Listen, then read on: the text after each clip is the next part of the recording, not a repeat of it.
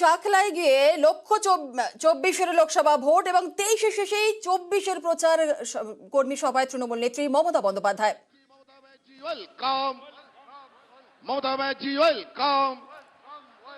এবং এরই পাশাপাশি গোষ্ঠীদ্বন্দ্ব রুখতে কড়া বার্তা দিলেন মুখ্যমন্ত্রী মমতা বন্দ্যোপাধ্যায়।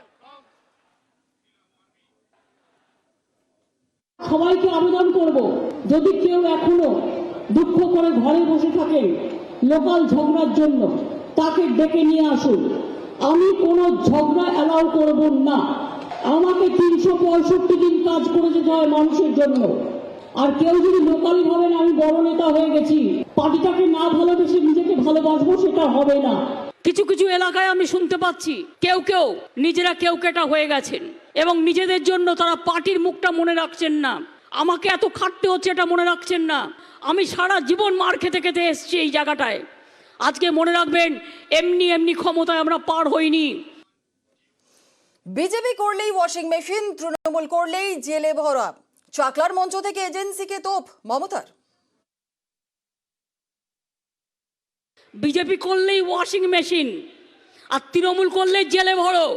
বলছে সব নেতাদের জেলে ভরো, কোনো কেসের বিচার হয়নি।